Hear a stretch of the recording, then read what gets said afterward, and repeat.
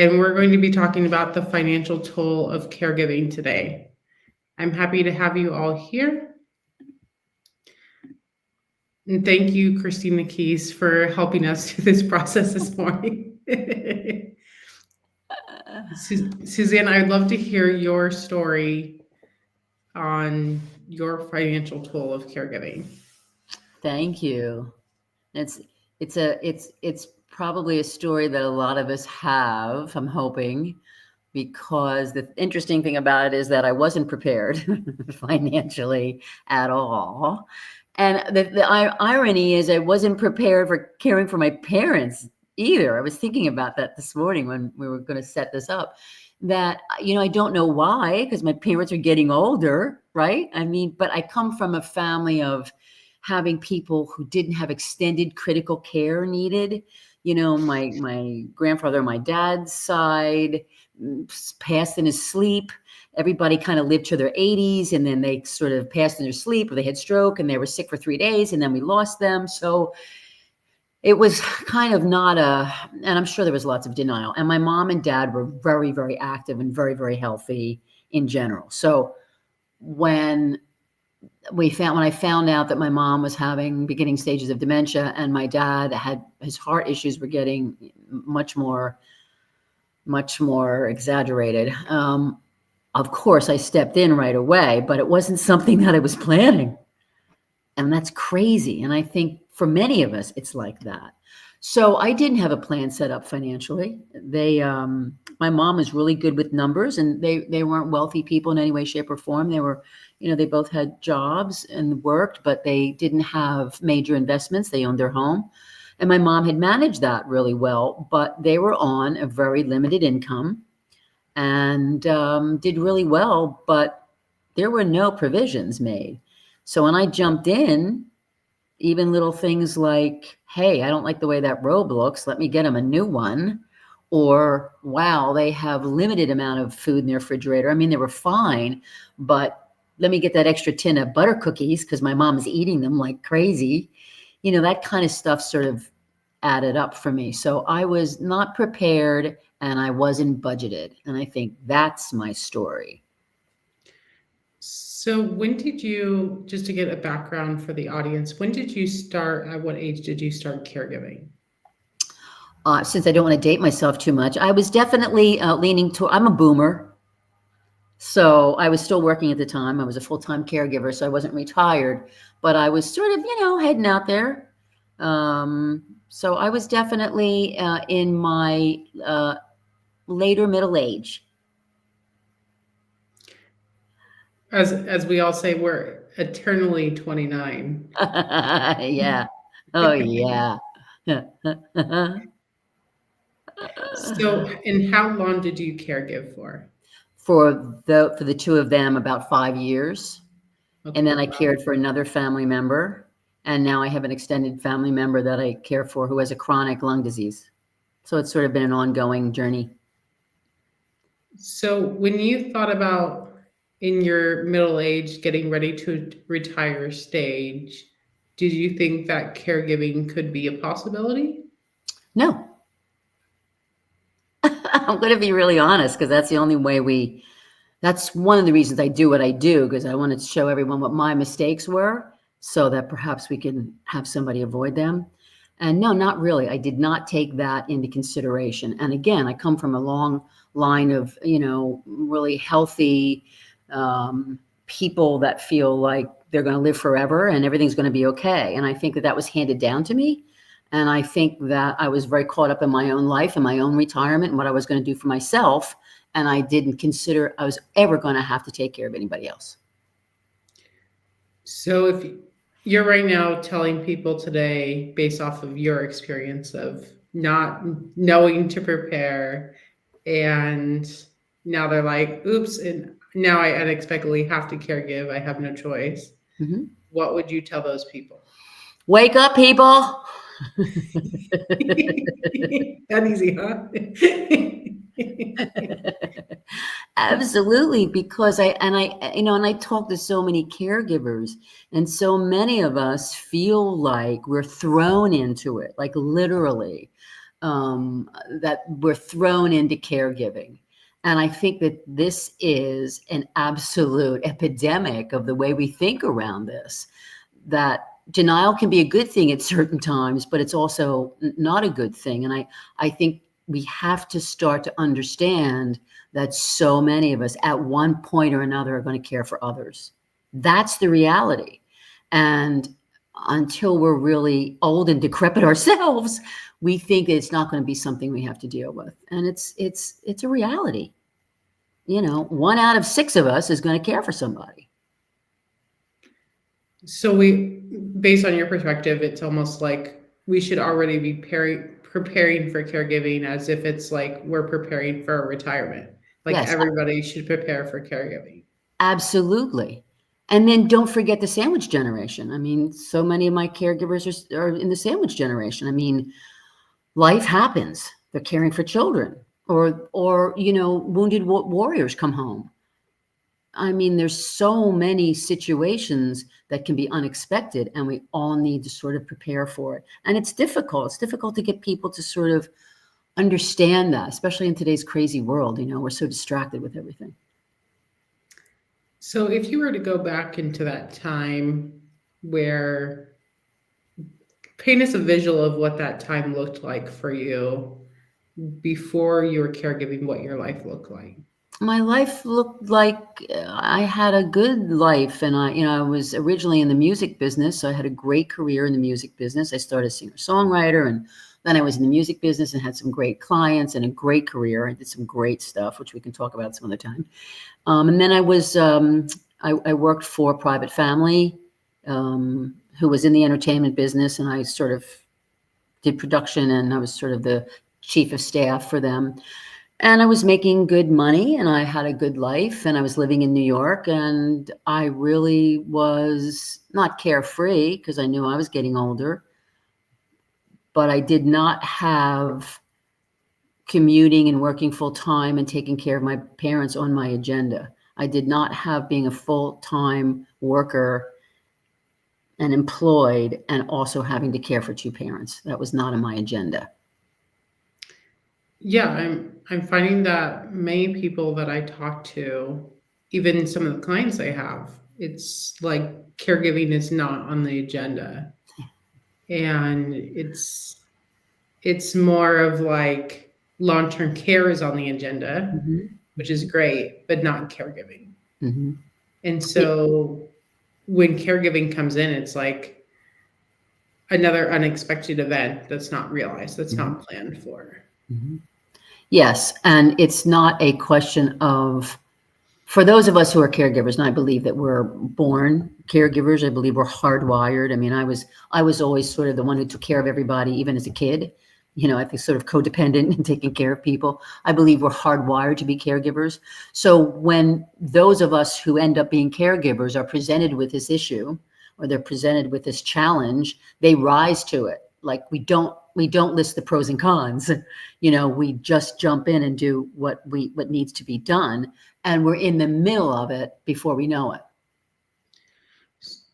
So based on what you're saying, are you saying that maybe some people based off their personality type or their relationships and bonds with family members are more likely to be caregivers than others? Absolutely. There's always one in the family.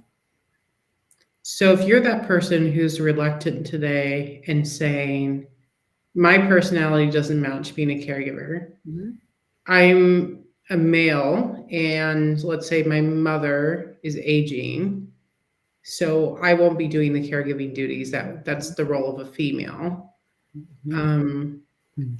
What would you tell them? That's okay, but be prepared for it.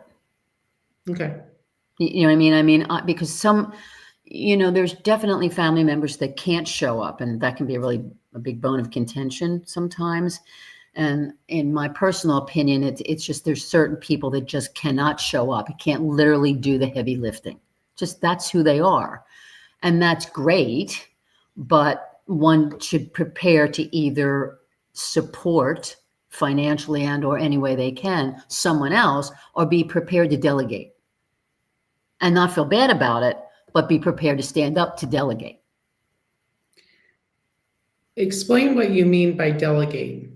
Well, I think often, I've talked to a lot of people who feel that they are not the ones that are going to do the heavy lifting, that they have other siblings that have jumped, whether for me it was geographical and I was the big sister. I mean, I personally have a great story in that my sister is an extraordinary human being, and very funny, and she really supported me. But I was the one that stood up because of the geography. I was closer to my parents, and I'm the big sister. It was just something that I sort of did. So I think that there are a lot of us to do that. However, those of us who can't, they need to delegate in that they need to say, hey, this is not for me. It's okay. It's not my personality, but either I need to hire someone or I need to put a plan in place for them, or we need to think about assisted living, or I need to talk to the rest of my family. We need to have a family meeting and we need to have a business meeting and include our parents, because I think that should always be part of the team, whether they understand what we're talking about or not. And we need to have a plan of action. So if I can't do it, somebody has to. That's the reality. And we can't kind of be frozen and feel bad about it. Yeah, I love your talk about like setting up a meeting and kind of delegating different tasks and understanding who has the role, because as we look at research, we think of the people who more likely become caregivers are people who are child-free, childless Mm-hmm. women, and it's usually the woman who lives closest to the care recipient. You have minorities, usually based on culture. Mm-hmm. Um, and then, and the list goes on. And you think to yourself, well, I fit into those categories. Mm-hmm. I was the daughter who lived closest to the care recipient. Is it is it common for grandchildren to take care of their grandparents? I wouldn't say it's common, but it does happen. Mm-hmm.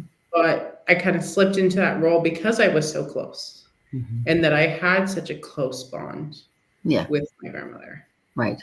And I'm sure you see very similar of these kind of people fitting into these roles of being a caregiver.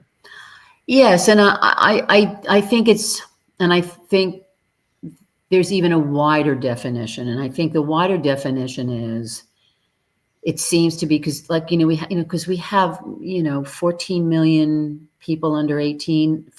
Forgive me if that statistic is wrong, but it's close.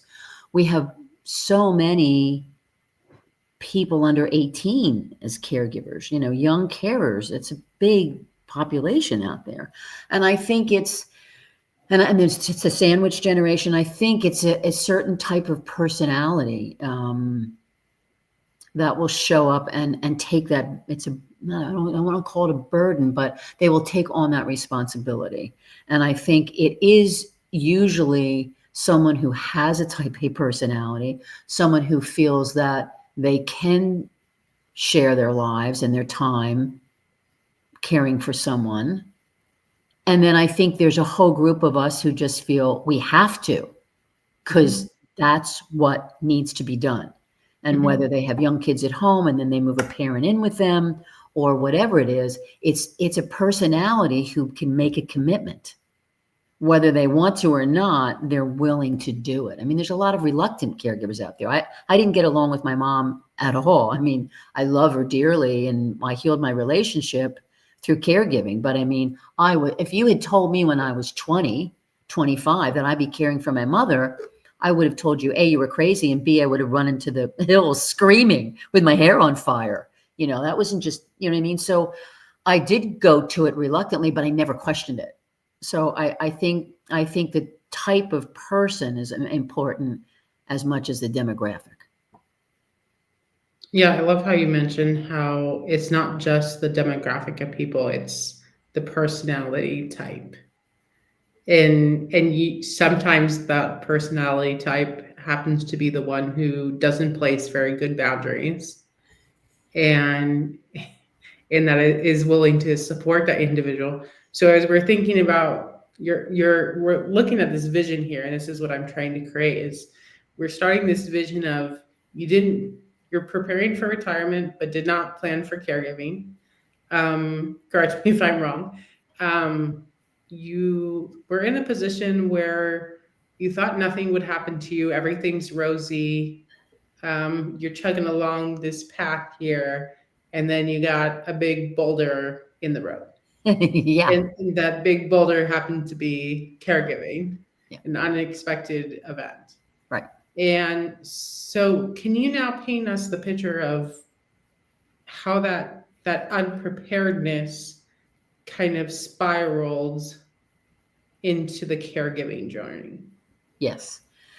So what happened for me was that I my disposable income started bleeding, started hemorrhaging. What disposable income I did have on my trajectory, on the path that I had for myself, sort of unexpectedly.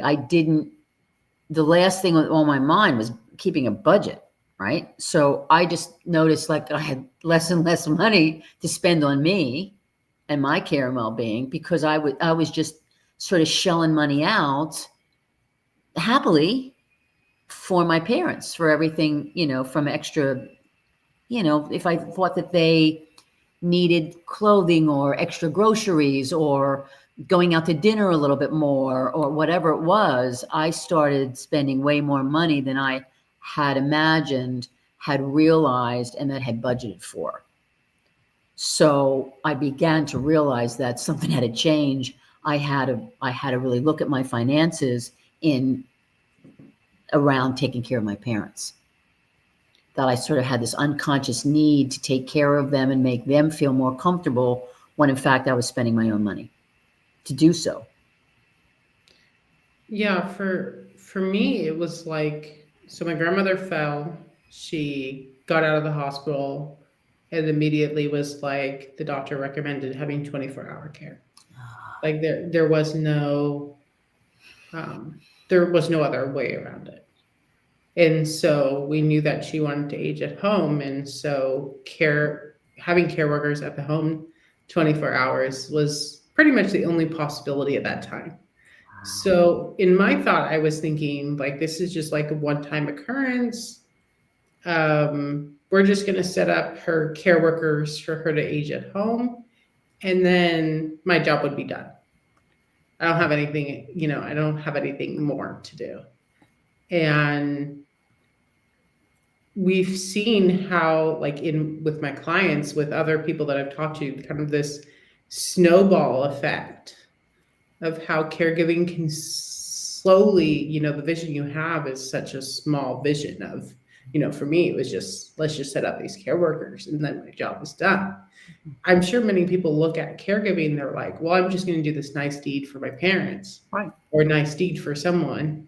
right. And then it just spirals into something else. And then, as you said, you're throwing money out the window because you don't know where it's going, because caregiving is taking over your whole world. It's just bundling into more than what you expect it to be.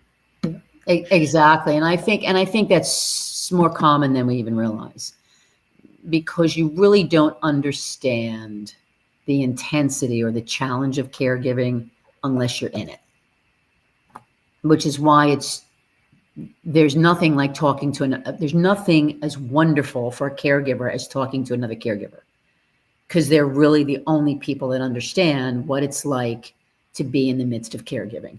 And I think so many people think the way you thought, that let's just get some professionals in here and they'll take care of her, and they'll they'll be like employees, and they'll check in and we'll supervise and we'll be fine. And that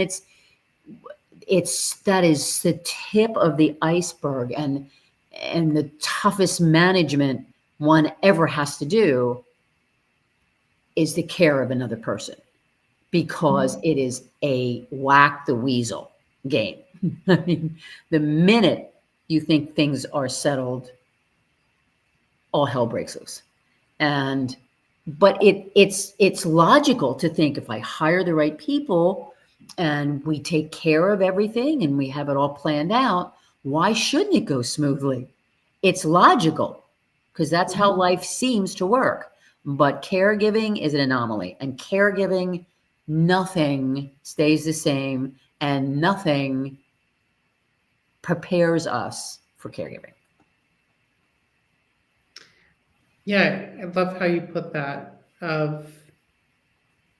I consider you a caregiving self-care expert. And so I'm thinking about how, probably your journey was probably started very small, like mine was, correct? Yes. How did it, what kind of things were you doing? Well, I wasn't doing anything in the beginning. I mean, that's why I'm so adamant about trying to talk to other caregivers, because our tendency, because we're caring people, our tendency is to think of everyone else and focus on them. I mean, that's just the scenario. I mean, and even if you're balanced and a healthy individual, the stakes are so high. You're caring for another person's life. So of course you're prioritizing them and focusing on them. So I wasn't doing anything to take care of myself. And I'm a perfectionist. Well, I'm a recovering perfectionist. That's what I like to say. So, so I was going to do it all myself. I was going to do it perfectly, and I was going to fix everything. I mean, that was my agenda. That was my agenda.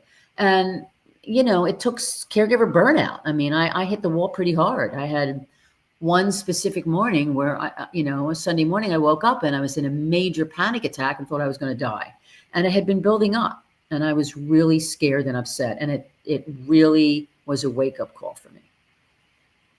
That sounds scary. Yeah, I had my own personal, I wouldn't say it's similar because I don't want to compare my story with yours, but I had where it's just like I thought these caregiving tasks would be just so little, and they just bundled up so quickly, and the stress just increased so much that it seemed like caregiver burnout was just inevitable.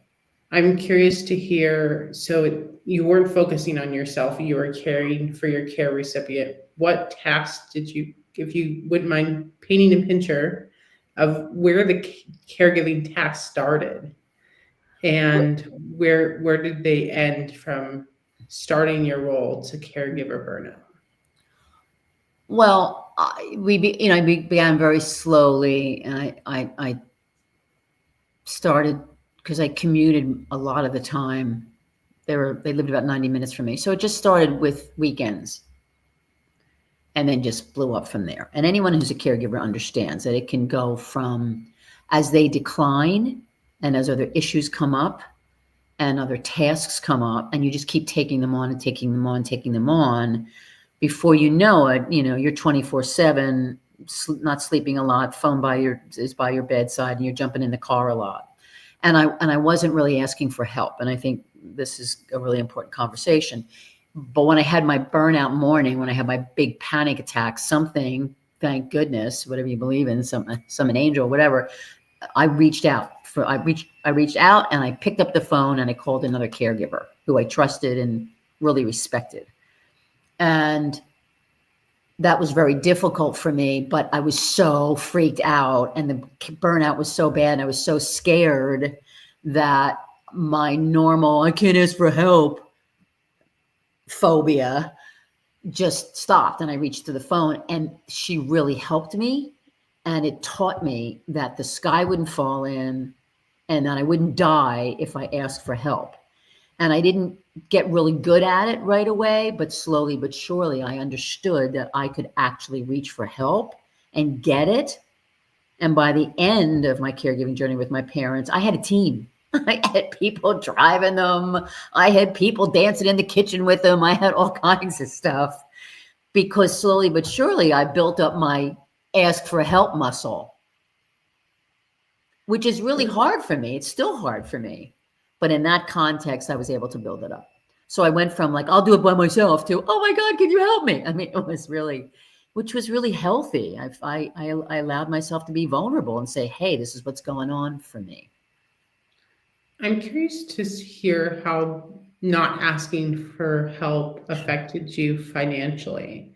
If you're, as you said, someone who's just not budgeting, just spending money and just caregiving, you're just enwrapped in caregiving and what that entails. Mm-hmm. How did not seeking help affect you financially? Well, it did affect me. My disposable income really shrunk. And I wasn't able, I stopped saving, I stopped doing a lot of things that were really healthy and good for me in my financial status or situation. And I began to realize that I was, and during a time where, my commute was, I was just thinking about this today. My commute, it would take me like $80 or $90 to fill up my gas tank. I mean, there were expenses that were big. So I finally began to realize, like, I gotta do my numbers. I call it doing my numbers. I have to do my numbers. I have to do a budget. I have to talk to my sister about this, and I got to talk to my parents about this.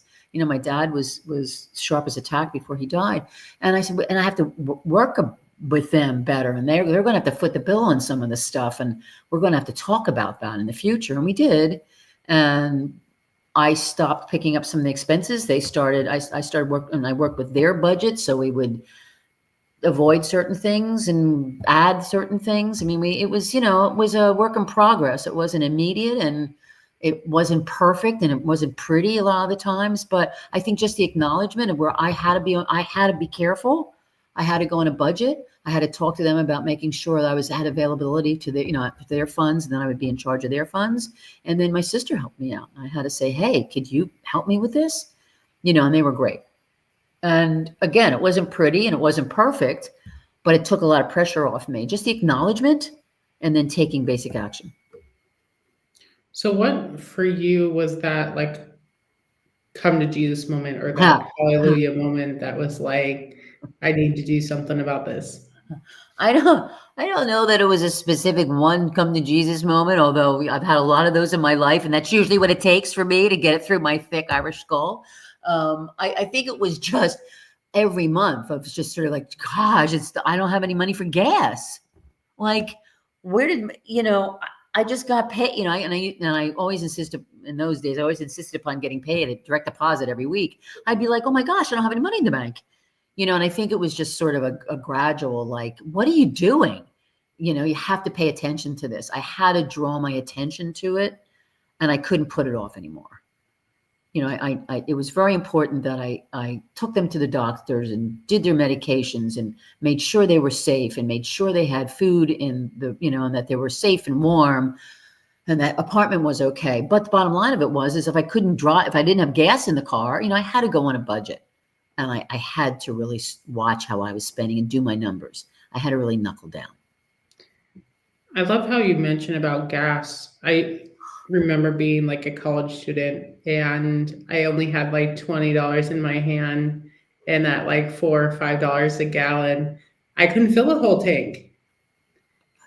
And so I would go to the gas station and I would just, whatever I could get with $20 is what I got. And so I would consistently have to go to the gas station to go pump my gas, which felt like a lot of waste of time because I didn't have more than $20 at the time to pump gas. Right.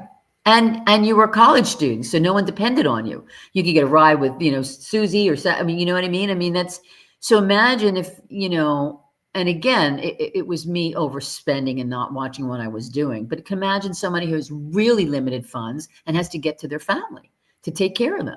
And I was just looking at the gas, for this is a long conversation, but I mean, my gas today, I'm in Florida, was under $3, so that was amazing. And I was just thinking, as I was pumping, I was thinking, oh my gosh, when I was taking care of mom and dad, I was spending like almost close to $5.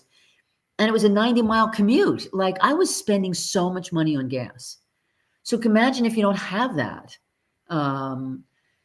to fall back on, which is why it's so amazing if you could plan for the future and have money socked away in case of emergencies. And because there are all kinds of hidden and surprise expenses in caregiving. Always.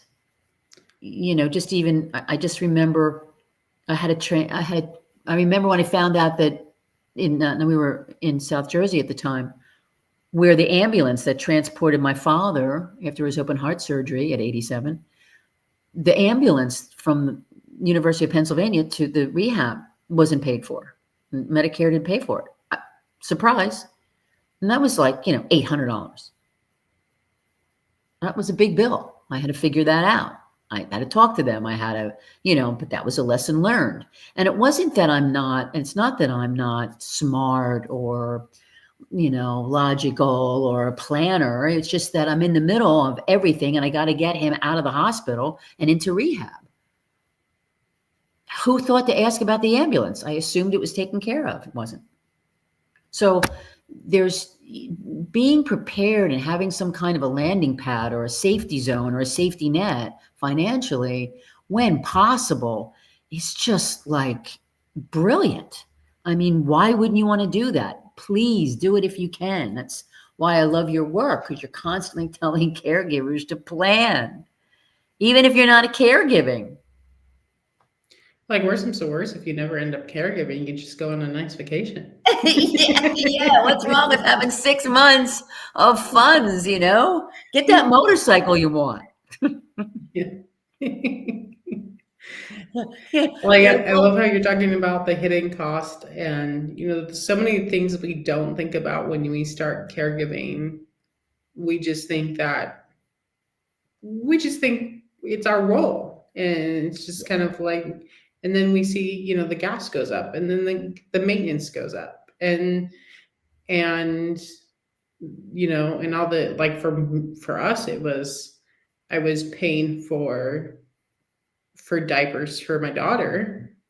And then I was going to the store and buying adult underwear for my grandmother. And I was like, why is this so expensive? Like, I was only paying like maybe 20 cents a diaper for my daughter. Yeah. But I was paying up to $2 for the adult underwear. Yeah. And I was like, this is just like astronomical, like how expensive these things are. Right. Like, and then it was the gloves and the wipes and the other, hygiene related stuff that the care workers need. But I had no problem like buying those things, and my grandmother reimbursed me at those times. Like, I want to make sure the care workers are comfortable, but people don't think about those extra costs. Like you said, the ambulance that are associated with care. It's not just like you hire these people or your loved one gets in an assisted living community and just suddenly you have no other expenses. You still may have toilet paper. You still may have like other living expenses that are not even associated with the cost of that community. Like, I was just surprised. I was like the assisted living community that a loved one was in, they were charging like $10 for a roll of toilet paper or something like that. Yeah, it's crazy. Like, I'm like, I should just go run to Costco and just give you some. Yeah, absolutely. And how about the donut hole of medications? Yeah. I mean, we went from, because my mom, I had dueling wheelchairs there for a minute. My parents died within it's crazy when I say this now. My parents died within 7 weeks of each other. So we had anyway, so my mom was in a assisted living facility, and we went from really manageable prescriptions with her insurance plan. She had herself set up really well with her insurance plan. And all of a sudden I was in a donut hole. And she was in the facility for like a month. I'm like, what are you giving her? I mean, like, I had to go through all of that, and all of a sudden I was paying out of pocket. What is that? And that was sort of a surprise, because they were ordering everything. They were not managing it. They weren't getting the cheapest one. They weren't getting generic. It was just all over the place. So I had to take that over and kind of manage that. But that was like, what do you mean she's in a donut hole? She's been getting these medications for 4 years. She's never gone in the donut hole. There's all this stuff that happens, that comes up. And, some of it all has to be managed and handled, and, and a lot of it you can't be prepared for, because every individual situation is different. And it's just, and it all has to be managed, and you have to take care of it. Yeah. And one health scenario can completely affect your healthcare insurance, the premiums I wouldn't say premiums necessarily you pay, but maybe in the future when you do open enrollment, but Mhm. it's Yeah. it will make a difference in your healthcare cost Yeah. when it comes down to the bottom line. Yeah. And I think a lot of the times we think that Medicare we'll just pay for everything. Right. Right. Right. And that 80%. 80% of everything is what Medicare will pay for of most things. Yeah. Well, it's not even that. It's we think that it covers long-term care, Oh, which yes. we're No. lucky if it even covers 100 days Mhm. post-hospitalization Right. in a community, in a facility. Right. And so I think there's a lot of misconceptions that it's like you automatically retire, you automatically turn 65, and just somehow your healthcare is just an Mhm. umbrella. It just completely like Yeah. wraps around you, Yeah. like perfectly covers you. And that's not the way it is. No. No. And it's and you really end up with an education in Medicare, Medicaid, whether you like it or not, because you just have to make sure that you're covered and that everything is okay. And a lot of times it isn't, and a lot of time and it's just it's I liken caregiving to like the CEO of running a really busy company. I mean, there's so many bells and whistles without a big staff because you're like you could be like an entrepreneur. Um, I learned a lot, but it still keeps changing, and you have to be aware. It's just you're their voice and their champion, and there's a lot of missiles coming at you all the time. Yeah, and those missiles are most often decisions that you need to be making. Yeah, You need to be whether or not to change their Medicare plan, as right. you talked about, um, renegotiating bills or figuring out why healthcare bills are that way. Hmm. You talked about how do I delegate this? Hmm.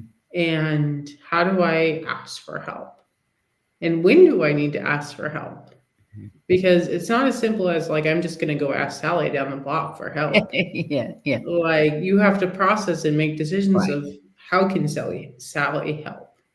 Why would she be a trusted person to help me? It's not just as easy as let's go seek help. Hmm. And then you're not even thinking about your own well being Hmm. and taking care of your financial health and what decisions need to be made. Can I pay for the gas or not pay for the gas? Hmm. Can I use this credit card to pay off my debt or can I not? Hmm. Those it's like you're constantly making Yeah, really hard financial decisions. yeah. And a lot of those have to do with reading contracts, reading paperwork, researching. That takes a lot of time. That's not just as simple as eeny, meeny, miny, mo. I hope this works out. Right. And having the bandwidth, it's so hard to have the bandwidth for it all. Um, I mean, I think most caregivers live on adrenaline.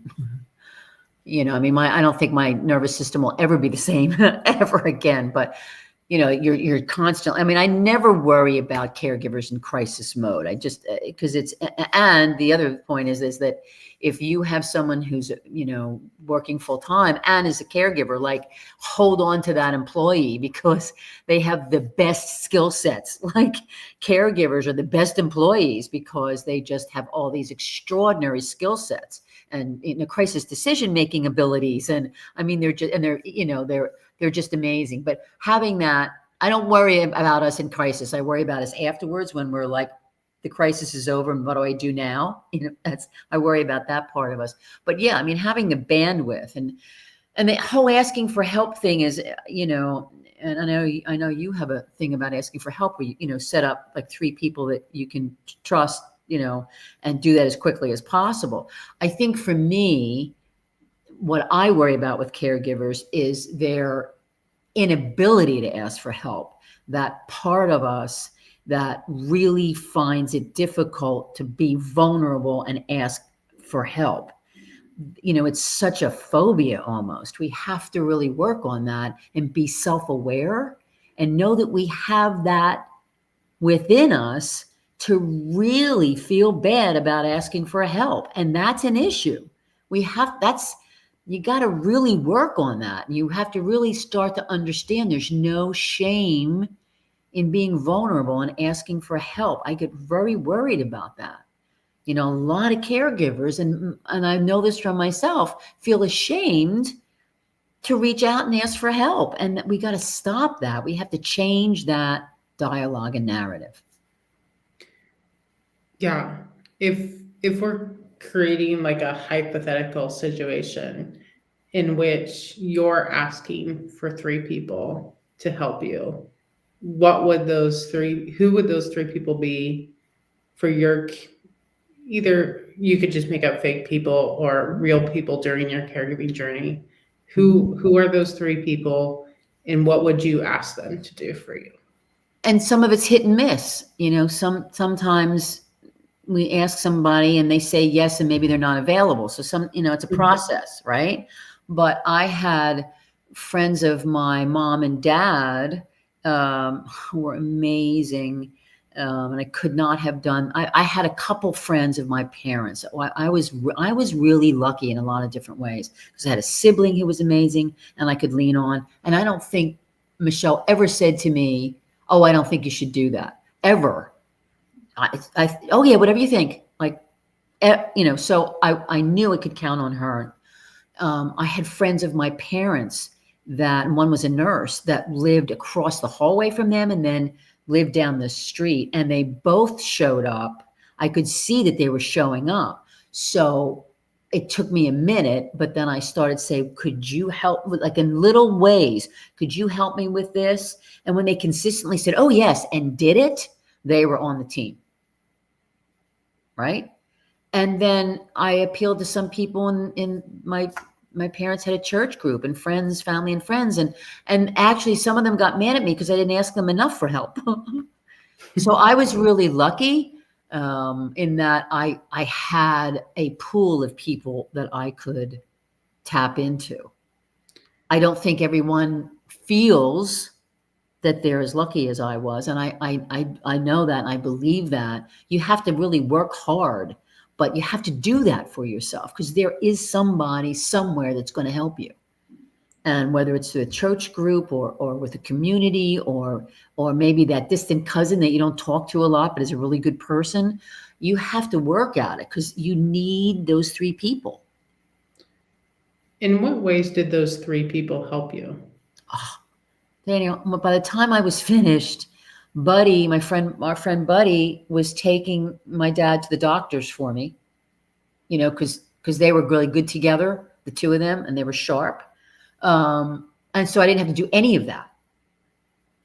I mean, unless it was something that there was an issue and I wanted to be there. In other words, there were a lot of smaller visits that they could go to just for general maintenance and things like that. So he was doing that for me. And then I literally had my parents' friend, Flossie, was a retired nurse. And she literally, at one point, right before my father was hospitalized, before he passed, she said, hey, he's got to go to the emergency room right away, like tomorrow morning. I had left and I had driven back to New York.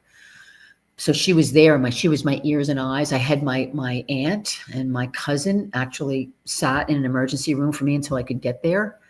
I mean, I was really blessed, but I opened the door to them, so they all felt like they had the power to be there and do things and call me. I mean, that was on me. They had to feel safe to do that.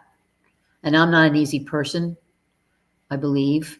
So I had to really work at making them feel safe so that they could do whatever, because I can be intimidating, because I've got this big personality. So that was on me to make sure they felt that they had carte blanche. My therapist used to say, like, if someone opens the door for you, if you ask someone, do you have time to do X, Y, and Z? Or like, I just need someone to talk to. Like, do you have time? If they're saying yes and opening the door for you, don't just slam it shut. I love that. I love that. And and this is really important. I think this is a really important conversation, because the reality of the situation is not about the other people or what they can do or what they can't do. The real issue is how we feel about it. Mhm. For me, right? It's Yeah. how do I feel about me as a caregiver delegating or asking someone for help. I had to work on me. I had to change my belief system and how I felt about me walking through the world, and that I wasn't a bad caregiver if I let somebody else do it. And then if I let somebody else do it and I delegated something, let them do it. Mhm. Don't micromanage. I hate to be micromanaged, and I was doing it. If you delegate something to somebody and you trust them, they're going to have a completely different way of doing things. And you know what? That's their watch. Let them do it their way. That was really hard for me because, of course, no one's going to take care of my people like I am. And it Mhm. could be true, but they have good intentions and I trust them. Let them do it their way. The sky's not going to fall in. But you're also not caring for your loved one with the best intentions when you're burnout and you're financially unwell and you're not taking care of yourself. How can you be the best one for them when you're not taking care of yourself? Bingo. And I would love to transition as we have 15 minutes left in talking about how you recovered. I can't believe it's 15 minutes. We've just been zooming by.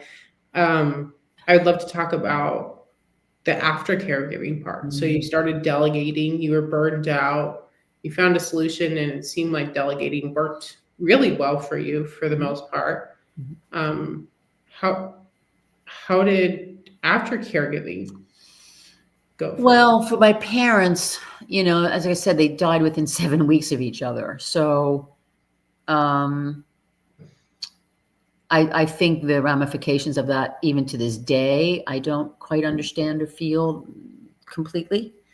So I I had I had sort of I was in shock for a while. Um, and a lot of the aftercare when someone passes, I think, as difficult as can be to close things and take care of things and, clean out the apartments and, all that stuff that's painstaking and kind of excruciating, I think in a way is good. Was for me anyway. I could speak for myself because it kept me busy. It kept my sister and I busy. And then, I mean, my sister was amazing. She flew in for 2 months.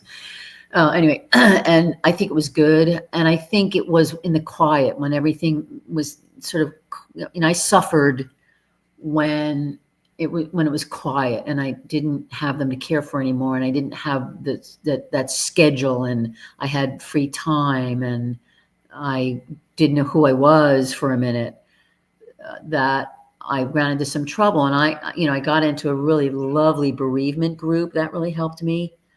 I'm a big believer in therapy and any kind of group you can join, whether it's in even Facebook and talking to other people. I'm a big talker, as you can tell. So I had to pull all those tools out. And even then, just sitting in the pain, just sitting in the pain and the confusion and the loss. You have to sit through it. I think to this day, some of it still bothers me. And just be kind to yourself about it. I had to be kind to myself. I did a great job. I was a really good girl. I'm really happy. I was at peace with my relationship with my mom, which was amazing. But I suffered. I suffered just being in the quiet. I'm always worried about the quiet for us. But you Yeah, got yeah, but you after get. caregiving was pretty difficult for me. It didn't help that I had caregiver burnout 6 months before it ended. So it was like I hit the end of the cliff, and then it was like I had no way but down from there. And so that really affected, I wouldn't say totally financially, but it's like I was spending more because or making weird transactions. I went weird as in unusual or just emotional transactions because it felt good to me. Mhm. Um, I wasn't thinking about the future because at that time I didn't even know who I was. Right. It's like I was having an identity crisis. Like I wake up one morning, I'm like, who the heck am I? What am I doing with my life? Um, I should just like quit and just be a humbug, like Yeah. it's like just like on the couch, like eating a couch potato, just eating potato chips all day. Yeah. That was my mentality at the time. Right. Yes, and you know what? You're not alone, and I love that you said the identity crisis because I do. I think it's an identity crisis, and I think that we do things like that. I did, I definitely was stress eating and stress spending. That's what I do too. So, and that's okay. That the bottom line of it is that's okay. I was talking to a caregiver recently, and she was saying that she couldn't go out of the house after she put her husband in a assisted living, or I think it was a dementia care unit actually. And she would go, but she would then stay in the house. She couldn't get out of the house. And she said, and I couldn't leave. I couldn't do anything for like 2 months. And I said, okay. And she said, but that was awful. I said, why was it awful? Like, that's what you needed to do. I think there's shame around our recovery, modus operandi, but how do we recover?